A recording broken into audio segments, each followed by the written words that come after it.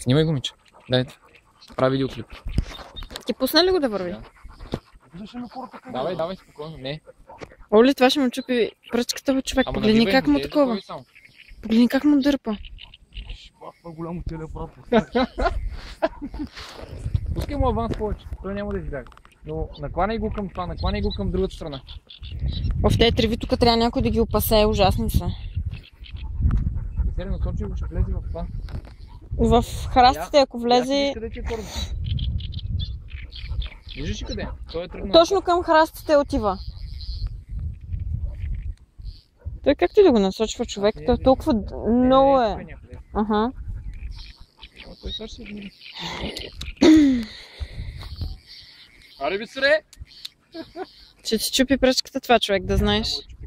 Погледни как му гъва водача. Аз съм избирал тази пръчка.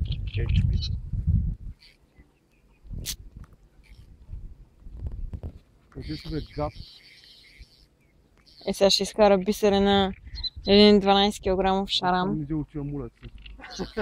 Там не учи. Това е мечета твоята, къде ти щеш да я фанеш, бисер я хвана. Скъса ли ти? Не ли откачи ли скъса? Мама ти гад мръсна, бе. Нищо, 2 минути се мъчеше да извадиш.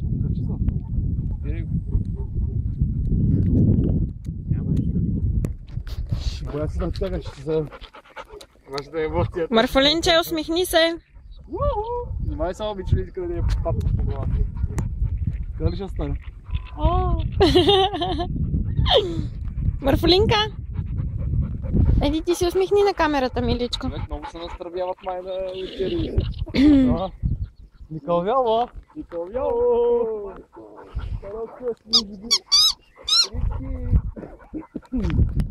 Минчо, стой на... Стой на камера. Степбай!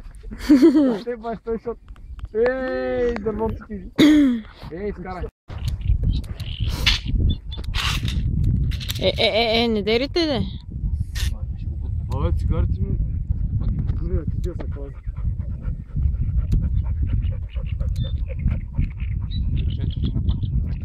Имам чувство, че едно и също животно мъчите от одебе. Не знам, ама... А ако не е едно и също, значи са доста гадини, такива грамадни. Скъса ли ти? Бати, смятай какви са грамадни тези, човек. Това Живкова е проклел, да знаеш. Не, той вчера беше. Бати, гледай къде си чак първо.